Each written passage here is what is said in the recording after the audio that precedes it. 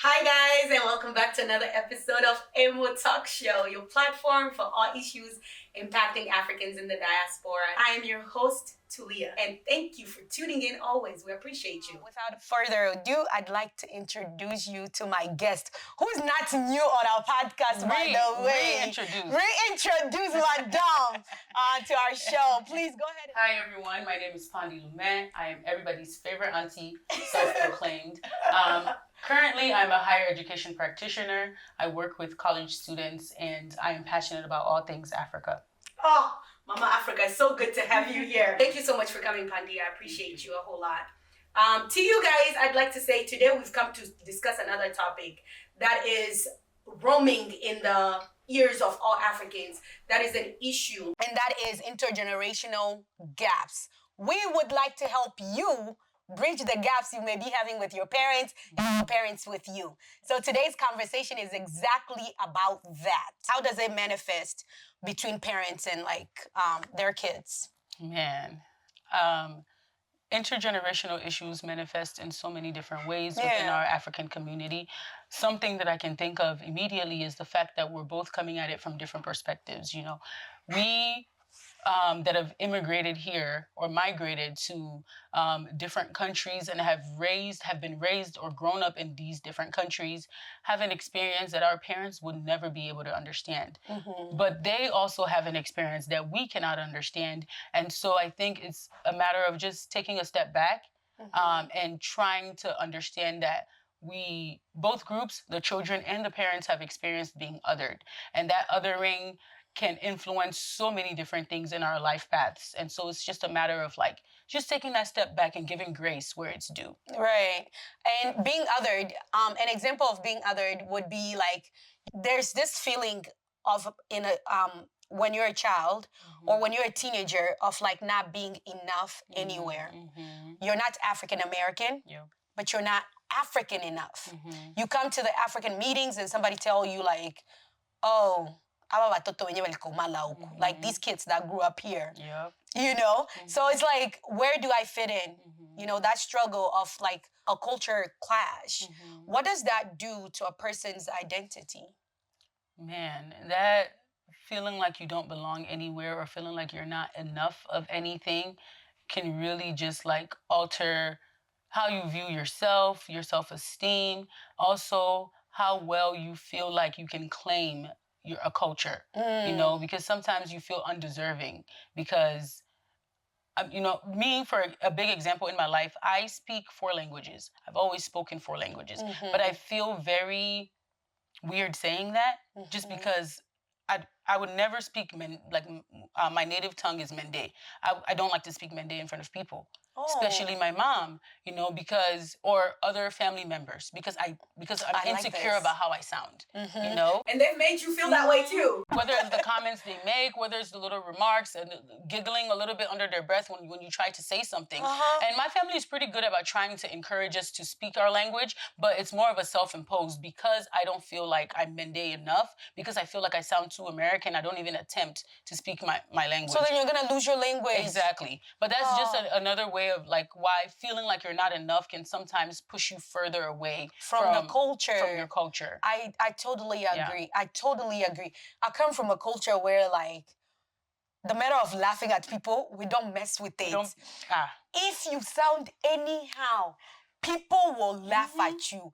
They will laugh at you so much that you will not want to speak again. Exactly. I personally learned Swahili as a teenager.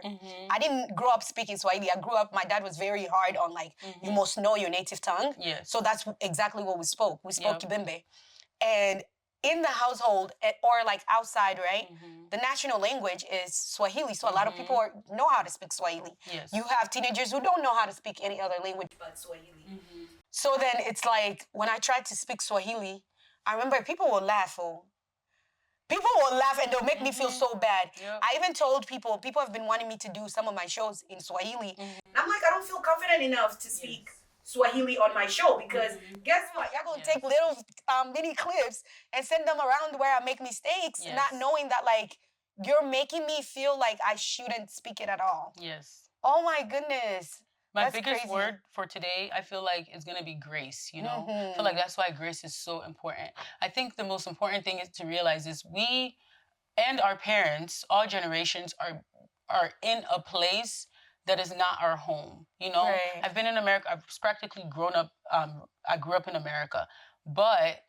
And this place is home in so many ways, but it's still not home, you know? And so because of that, I'm always going back to being othered. There's always this experience of othering that I'm going to feel that the average American is just not going to understand, you know? And when it comes to feeling othered, our parents, they go through so much. And I think with us being young people, we're very good at talking about our experiences, you know, sharing our experiences with each other. And we've learned in school how to express ourselves. Exactly, how to advocate for ourselves. Our parents, that's not the same. Exactly. Yeah. So even if you don't know that there's nothing wrong with being African, after a little bit of being here as a young person, you will meet other young Africans or maybe even Black Americans that teach you that it's okay to be African. Our parents are not coming at it with the same level of insecurity because they're older, you know, so no one really no one can really make them feel bad about being African. But there are things that they experience, there are things that happen to them that also make them feel isolated in this country. But they don't talk about it as much because they're operating with the tools that they were given. You know, it's like you don't complain, you just do what you have to do and you keep it pushing. Right. Yeah. For us, we're going to stop and complain, you know? But it's like sometimes that causes some tension. You know, sometimes our parents don't understand why we make the decisions we make because they didn't have a choice. Right. You know? And so it's really hard, but I think going back to giving grace, you know, just everybody giving each other grace, I think would really help us, and it would make it would lessen the tensions between the different generations. Okay.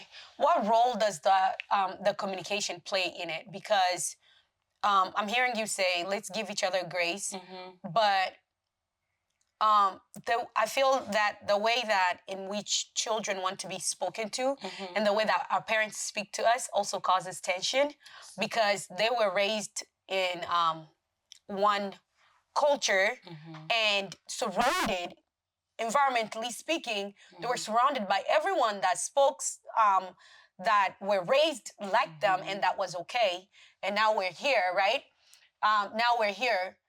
What role do we feel like communication or communication style play in causing those tensions and in essence, like pulling the family apart? Yeah, because I'm a person, advocate for family. I think family is important and we must stick together. So how does that play a role in it? And what can both parties, what can we do from both ends to ensure that we're speaking in a place of clear understanding? Yeah, the communication differences in the generations are big, and it shows up in so many different ways, whether it's the slang that people are using or, you know, ideas that people have. A really simple example I can think of is like when I was in middle school, my sister was singing the song "You're a Jerk," and my auntie got mad. She was like, "Who are you calling jerk?" You know, for me, that's a really small example of just different communication, you know, styles. Not styles necessarily, but just the fact that we are being raised in this culture and our parents are adults in this culture. You know, another example I can think of with how communication comes up and how it manifests differently is like our cultural practices. Sometimes, for instance, one thing my family was big on that they really tried to instill in us that we never adopted was calling older people brother or sister. You know, they would always be on us. Don't call your sister Fatmata, call her sister Fatmata. And we would look at each other like, no, we're not doing that. You know? But again, it's going back to like them understanding that I'm not calling my sister sis Mako or sis Fatmata because I want to disrespect her.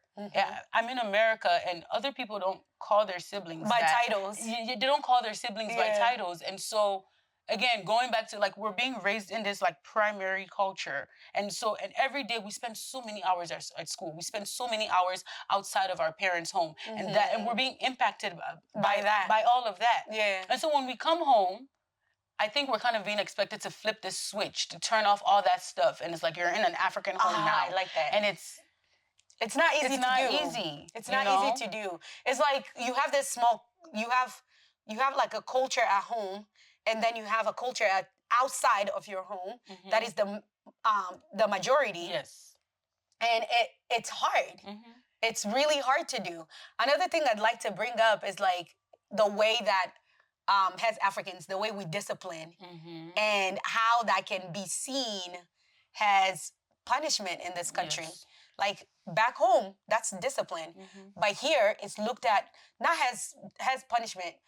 Yeah, it has punishment. Has abuse. That's the word I'm looking for. Yes. Has abuse. What can we tell parents who are finding themselves in a place where they've lost the power because they don't know how to parent their kids?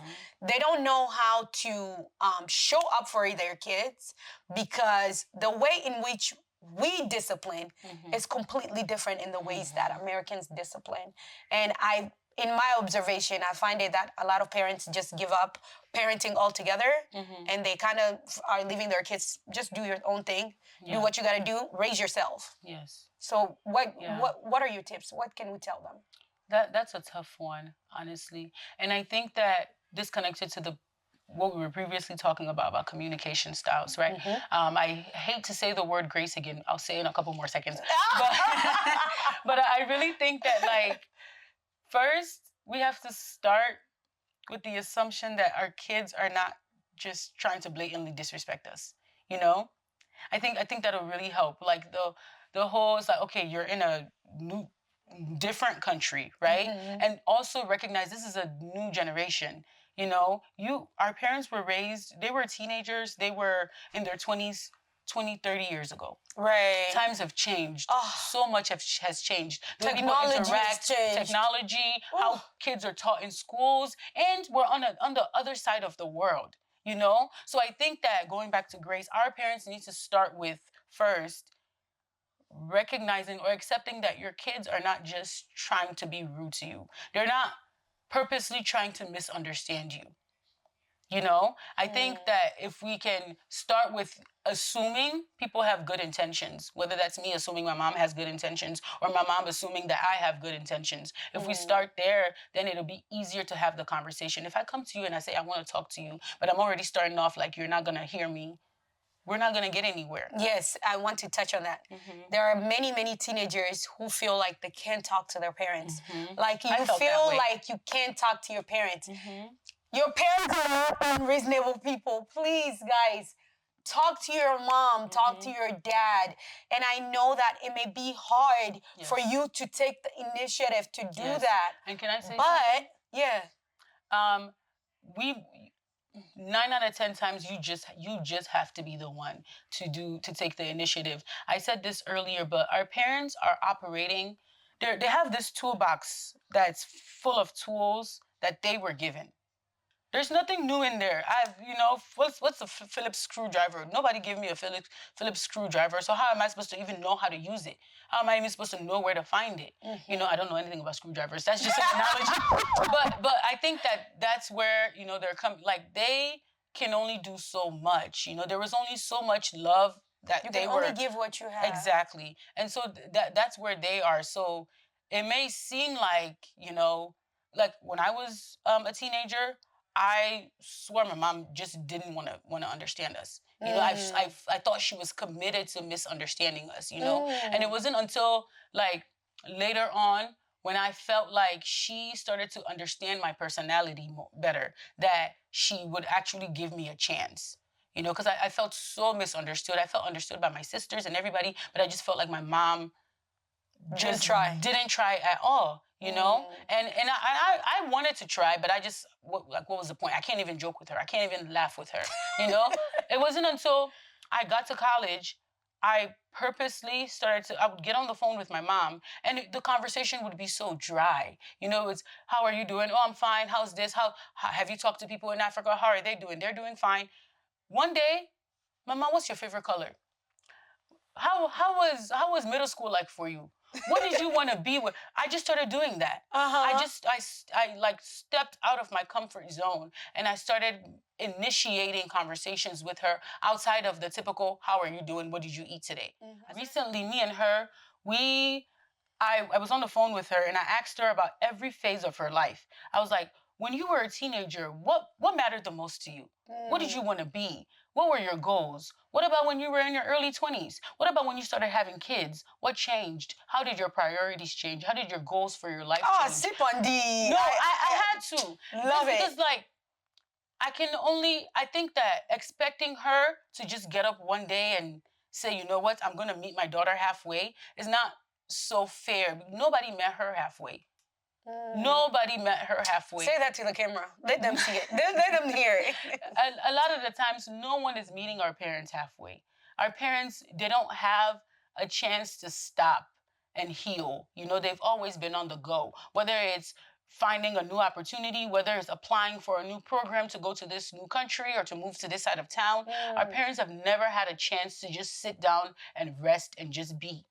Because we're children, because we're younger, we've had that chance, you know? A lot of the times, it may not always feel that way because, you know, we live under capitalism. We're always, you know? Yeah. But unlike our parents, we've had more of a chance to sit down, stop, take a breather, figure ourselves out. They've always been in a position where they have to make things happen. Right. You know, nobody has met them halfway. And that's not to say your parents do not have the responsibility towards you to hear you and to 100%. Listen to you. That's not to say that, but it's also to say that like you are in a place where you can thrive.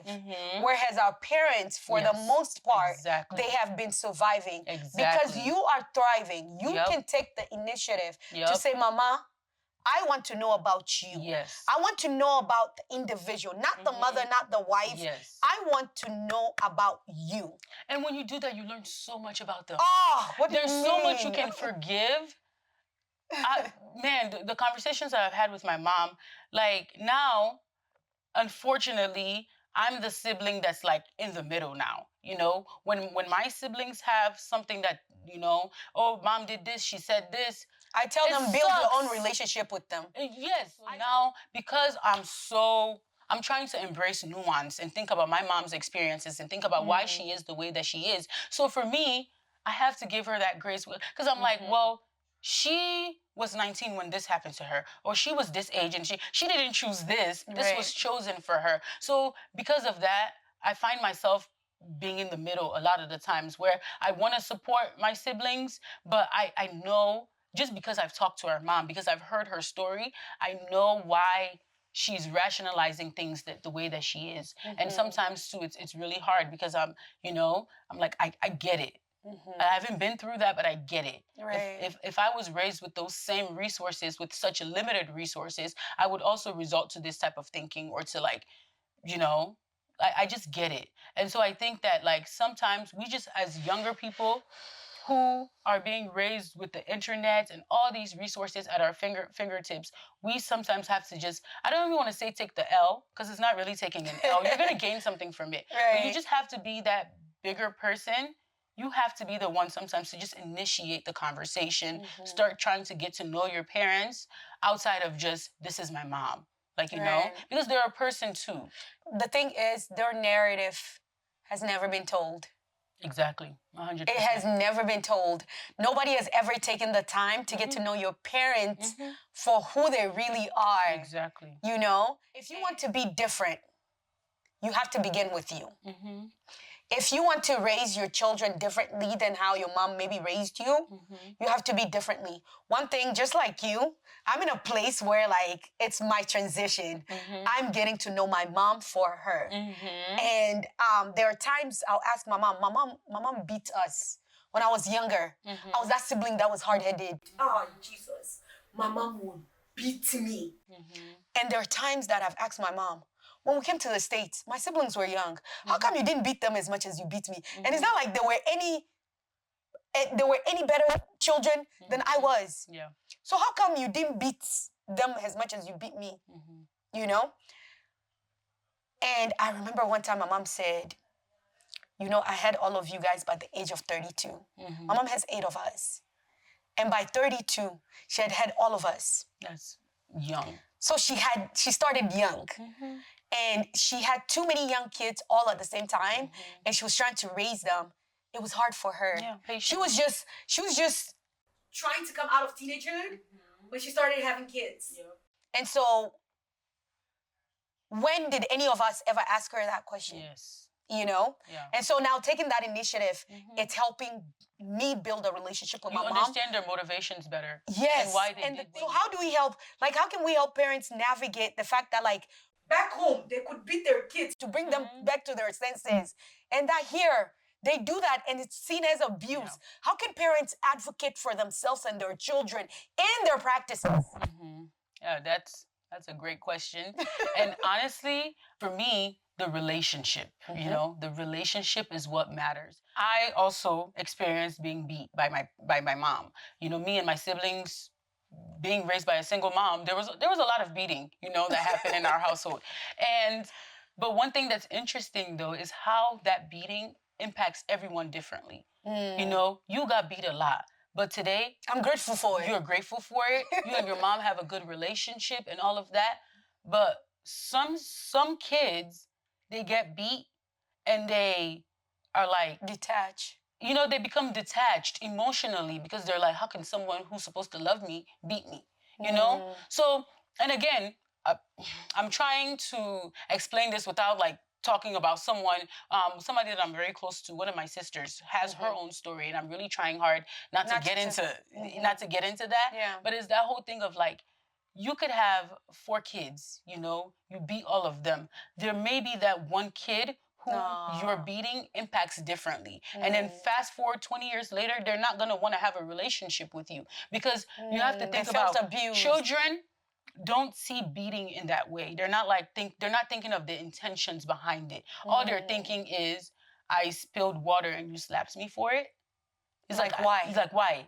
Like, you know, why? And you're thinking as the parent, it's been a long day. We have all these other things going on in the house. We have so many things to do. We have to prepare dinner. We have to do this. And I tell you to do something and you do it in a very careless way. Yes, you do it carelessly and you break it. And immediately, you know.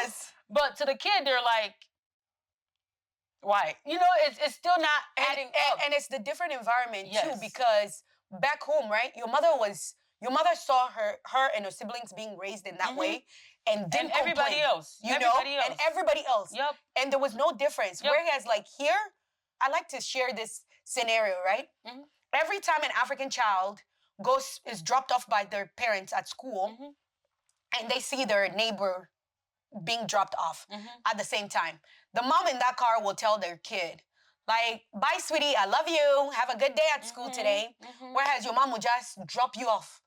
I beg, fast, before the bell rings. Yep.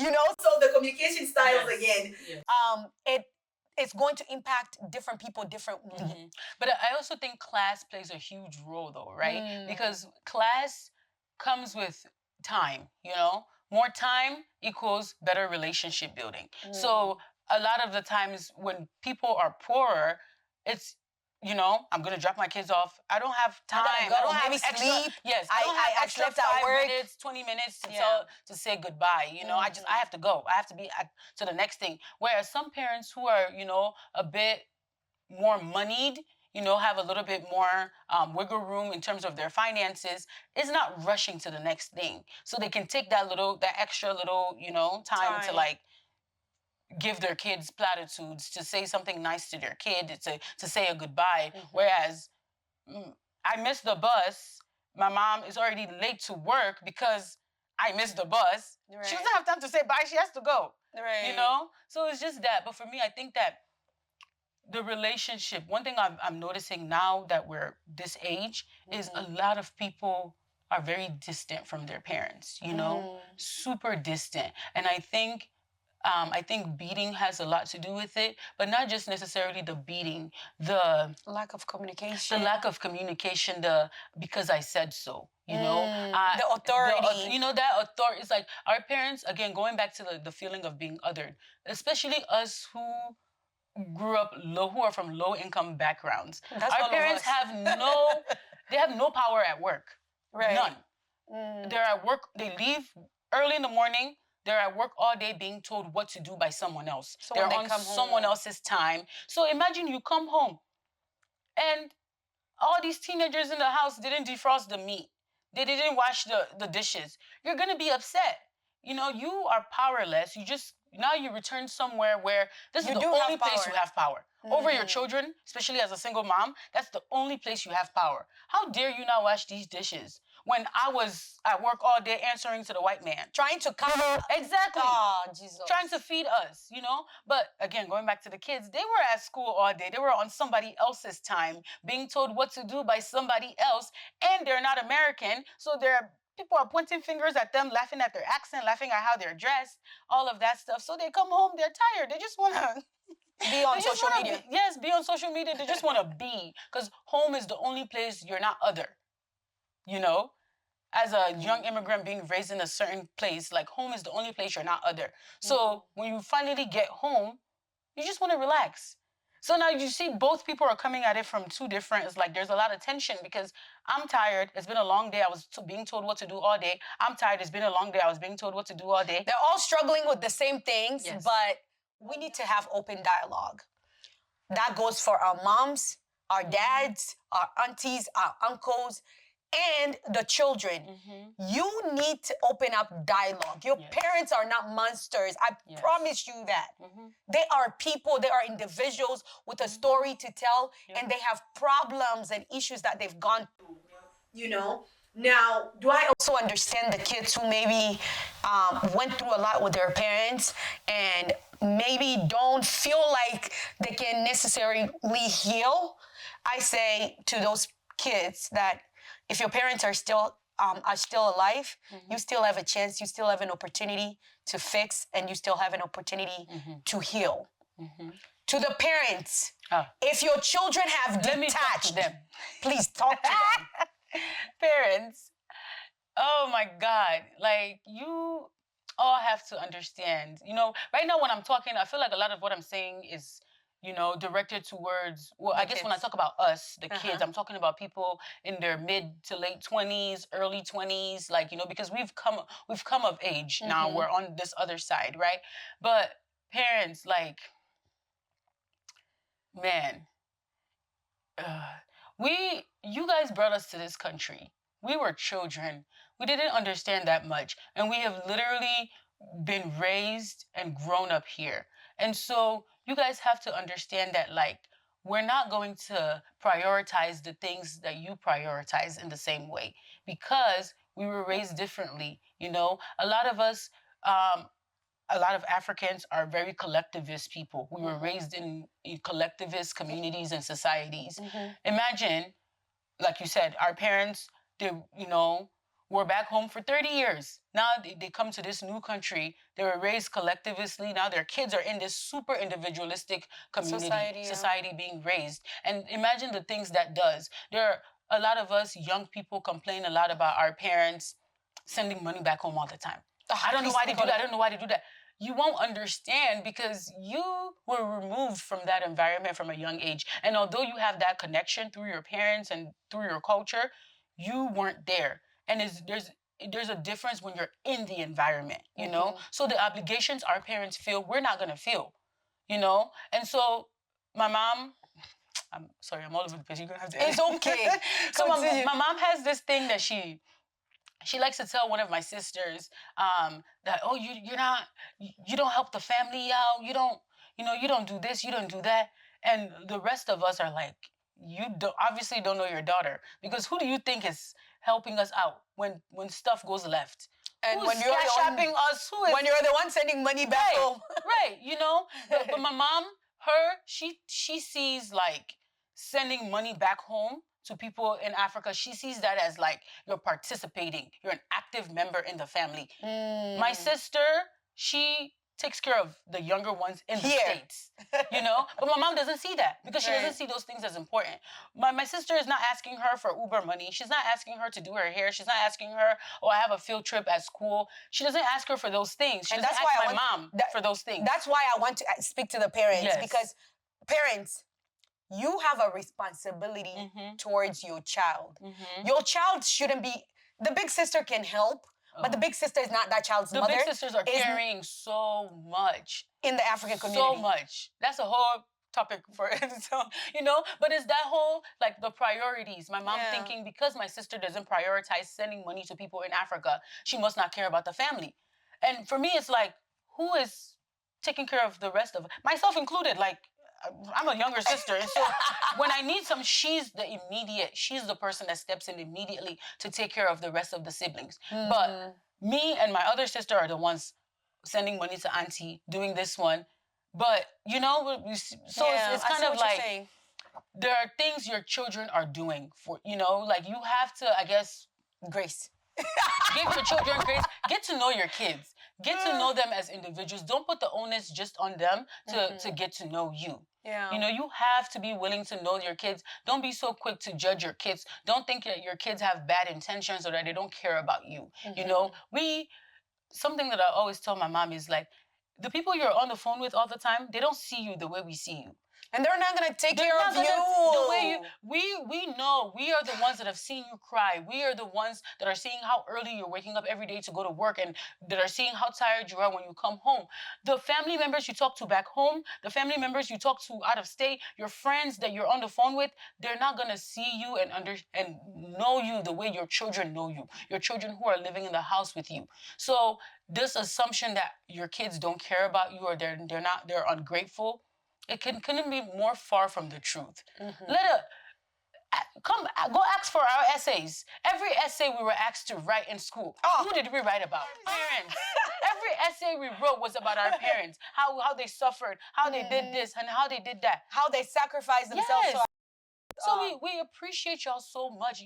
Man, if only you guys could know how much we appreciate you guys and what again, you've done open for dialogue. Us. Open dialogue. But it's right. That's what we're gonna have to do. It's just a matter of each person just letting let your guards down. Actually sit down with the intention of getting to know the other person, not just responding and being combative. And then after you've broken the ice, then you can start talking about the more difficult things. After my mom and I got to a place where I felt like, she knew my personality well enough where I could joke with her, I could laugh with her. Then I started going into the more serious stuff. So, Mama, when I was 14, you said this thing. And here's how I felt about it. When I first went natural at the age of 16, you told me my hair was ugly, But now you're asking me, about, like, what's it called? Hair products. What hair products do I use? But that was a conversation we could have without any malice. We could have that conversation and laugh because now you've built that. We've built that rapport. Now I know she's not coming from a bad place. She knows I'm not coming from a bad place. So we're able to talk about really difficult things that happened to both of us. How that impacted us and what does that mean? And we got to the first, when I would bring these things up, my mom would make excuses like, oh, I'm a single mom and things were hard for me. She still makes those excuses. But now she apologizes. She takes accountability. And then she makes those excuses. And then she'll say, oh, and I'll do better. Because we did that work. Now we're at a place where we both know each other well enough, that we can have that. Sometimes me and my mom will have a really heated conversation. And then before she goes to work, she'll be like, oh, don't forget there's rice in the, on the stove. Like in the past, when I was a teenager, telling my mom how I felt, expressing myself to my mom felt like the worst thing I could ever do. It felt like she would never get me. She would never understand. But now we can have a disagreement. And before she is leaving, one of us makes a joke. And it's like the world didn't end. Right. The world did not end. And that was the most shocking thing to me. I can be honest with my mother and the world will not end. Like till this day, it still blows my mind. But it all happened because I took that uncomfortable step of just asking her about herself, and right. Thank you. Yeah. Thank you for that. I want to speak to the Swahili mothers real quick. One thing I've heard about your children, kila mama na kila baba ana jukumu kwa mtoto wake. Na jukumu kwa watoto wenu. Sio mtoto wako ategemea kwamba atapata kutoka kwa mtu mwingine. You're responsible for your child. Your child should not go out begging somebody else to give them money for the things that they need that are necessary for taking care of themselves. This is the struggles I see. You have kids who will start working at the age of 14 because they feel like, I can't talk to my mom about my menstrual period. I can't talk about me needing my hair done. I can't ask my mom for my makeup. And you know, kids nowadays, we didn't start wearing makeup until we were like 17, 18. The wigs. Kids now are wearing human wigs at the age of what? You know? So as a parent, are you not asking yourself, like, where is this child getting this money from? What job are they doing that they are getting this kind of money to be buying wig? Yes. So as a parent, please take your place and also make sure that you're taking care of your child financially, spiritually, mentally, emotionally. Take care of your child. Another thing I'd like to say to children is just talk.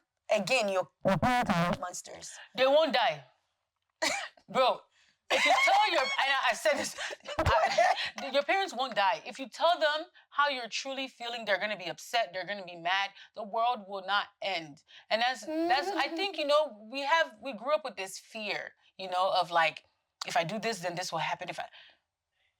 I've seen a joke, somebody was like, their African child, pierce your nose, your parents will be okay. You know, it's kind of like that. It's the same thing with talking to them. Yeah. After a while, you know, growing up, they get used to it. And plus, your parents are lonely. Thank you. Your parents are lonely. Like, literally, your parents are lonely. Yep. You come from school. I see you.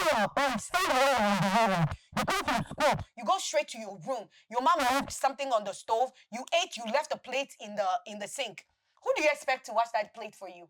You went to the room. You are watching videos. You are doing this and that and that. Your parents come back from work. You're still sitting upstairs, though. You can't welcome your parents back home. You can't say, Mama, welcome, or how was work? How was this? Sit down, watch TV with your mother, talk to them. It's not like you're sitting upstairs doing your homework. That's not what you're doing, and I know it. So please, come out of that room and come talk to your parents. Ask your parents how they're doing, because honestly speaking, your parents are lonely. They are in this big country. They don't know people here. They're working with strangers.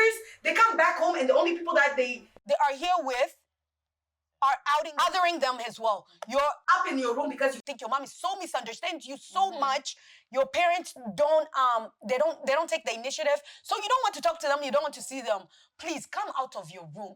I'm talking to you. Come out of your room. As you're watching this, please sit down in your mother's room and watch this video with your mother. Because why are you watching it alone? You know? That's one thing I want to say to African kids. You may be struggling mentally. Nobody will help your parents understand what mental issues is if you don't tell your parents. Yeah.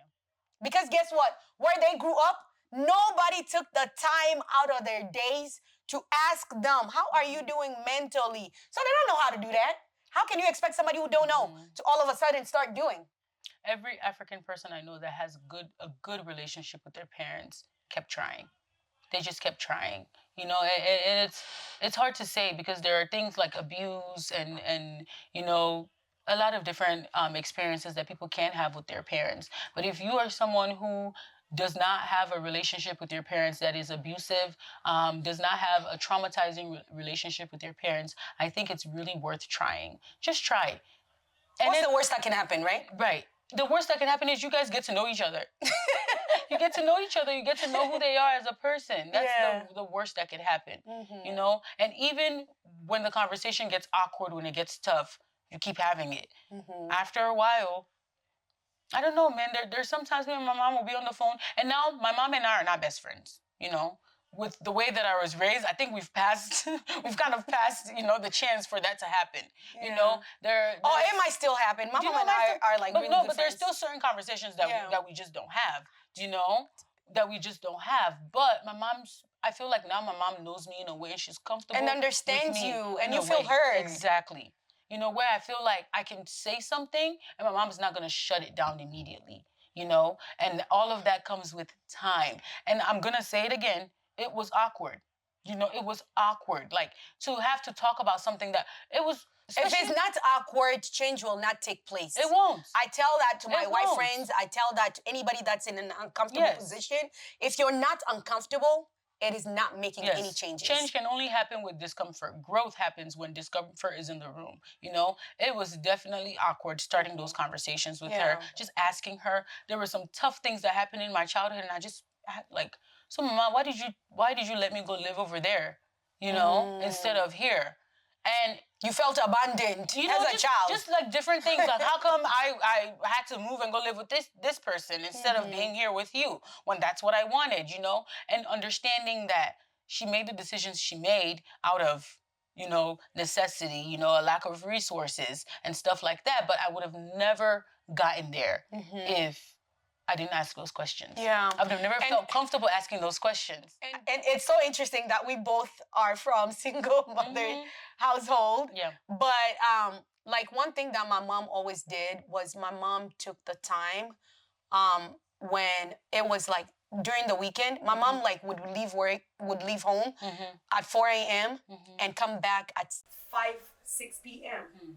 You know, because she worked really far and she wasn't making that much money. But on that, like during the weekend, when my mom was home, she was home and she was present. Yes. So to the mothers, it is doable, even with the small time that you have. Yeah. I know a lot of like Baswahili parents, they have all these meetings. They have community meetings that they attend. It's like, those community meetings, are they nice? They're good for you not to feel alone, but your kids are more important. I'm sorry to say, but you need to spend time with your kids. That Saturday, what my mom used to do is we would do laundry. We'd go to the laundry together, come back home. We clean the whole house. These walls, we'll scrub the walls. Man, and then we'll sit, my mom will cook, we'll sit at the dinner table. She'll tell us about like the financial shortage. I love that. You know? So we understood our mother's struggle. And because of that, we never, at least for me and my older siblings, I know my younger siblings sort of put a blame on our mom, but for us, we never put a blame on our mom when it came to our academics. That our mom wasn't present in our academics. We knew that she wanted us to do well in school. We knew our mom wanted to be part of our education, but we knew that she couldn't be. She didn't have the means to. We were poor. She really did not have that. So children, understand that your parents, when they came here, they sacrificed almost everything to ensure that you can come here and you can have the best. But parents are not expressing that to their children, and that's problematic. We need to express why we came here, why we made the decision to leave everything we know to come to a new country. Or when they express it, it's done in a way that's like, you don't appreciate me. You don't appreciate what I've done for you. Yeah. Which quickly alienates somebody. You know, if you truly want me to understand you and to be grateful for what you've done for me, you have to watch how you say it. You know, don't come at it in a very accusatory way immediately like that. You guys don't appreciate, because going back to what I said earlier, your kids see you more than other people. The other aunties that are at those community meetings, they don't see you the way your kids see you. The people back home that you're on the phone with, they don't see you the way your kids see you. And your kids are the ones that are worried about you. Yes, your kids are worried about you. Your kids are in the house with you. So they're the ones that know that our parent is the one keeping the lights on. You know, like no matter how lazy I choose to be or not, I know that there's another person here. But do kids always know that though? Not always, you know, right? but I think that's where the grace and the communication comes in, you know, because for me, I know that as a kid, I noticed, you know, I noticed my mom's financial situation. I made decisions at a very young age. I remember, I can think of 2 times where I went on a school trip. I was in 5th grade. I went on a school trip to Washington, D.C. I didn't ask my mom for money on that trip. Now, the whole trip was paid for, you know, but everybody always takes money to spend. I was empty-handed that whole trip because at the age of 10, have it. I'm like, I cannot ask my mom for money because she has other kids. When I was in college, same thing. There were so many things I handled on my own. If I had asked my mom, she would have done it. But her doing so would have taken resources from somewhere else. It would have taken something out I'm the opposite of you. Mouth. I made sure that I took it away from my siblings and my mom, and my siblings would also contribute to that. That's so funny. You know, but it's just like these, you're very intentional. You make certain decisions because you know your condition. You may not understand it fully. I didn't know anything about paying bills at that time, but I understood my mom's condition. Well, understood is a big word. I somewhat could see my mom's condition. And so because of that, I made certain decisions. Every child who is poor, please, every child who is poor knows that they are poor. Yes, there's certain things you negotiate as a kid. You're like, I want this, I really want this because my peers have it, but I'm not even gonna try asking. It's not always about if I ask, I'll get yelled at. It's just knowing the burden, that will place on your parent. And you don't want to do that. And I wasn't the only one. My other siblings were making different decisions in different ways. My younger sister, one time I read her essay for school, and I was like, whoa, I didn't know you were going through all of that, because for me, I thought that the struggles ended with me. I didn't know, but yes, obviously, I was at college. My mom was still the same poor woman that raised me. So, of course, my little sister dealt with some of that too, So it's just that, it's like your kids see a lot. And with kids, yeah, it all is going to come down to just talking. It really is. And talking is going to help you heal, and talking is going to help you get through this so that you don't pass it on to your kids. Exactly. Because trauma is real and generational trauma is real. You don't want to take on the baggage from your parents and send it down to the generation after you. Let it end with us, please. Let it end with us. Let's start talking. Our parents are not monsters. I'll repeat again. They're not unreasonable. They are humans. They understand. Everybody wants to be heard and everybody wants to be understood. And that is my last point. Yes. Kpandi, I appreciate you coming. Please go ahead and tell us your social medias and tell us one last thing you would like to leave in the ears of people in case they didn't hear anything else in this episode. Let them hear the last one. I truly would like to say to the African parents, your kids, you have to let your intentions be known. Please let your children know your intentions. It's not enough to say, that's just how things are. That's just what we're gonna do because I say so. Explain things to your children. You mentioned your mom sitting down talking to you guys about finances, and because of that, there were certain things you guys were able to understand, So it's really important when you are intentional and you let your intentions be clear, then and be known. Yeah, and be known. It's easier to have harmony. It's easier for your child to come into a conversation wanting to understand you if you have laid it all out on the table and you've told them. I think gone are the days of, because I said so, because I told you so. It's time to truly start explaining, let your kids have that chance to truly get to know your motivations. Again, this episode was to help bridge the intergenerational gaps that we're seeing. I hope that you can take some of the tips we shared here to help you.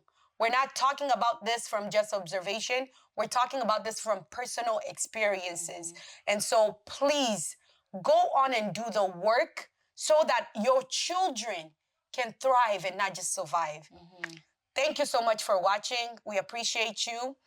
If you haven't already subscribed to our channel, go ahead and do that. Follow us on all of our other social media platforms. We're on Instagram, TikTok, Facebook, YouTube, Apple Podcasts, Spotify, whatever else you want to think of. We are on everything under the name Amo Talk Show.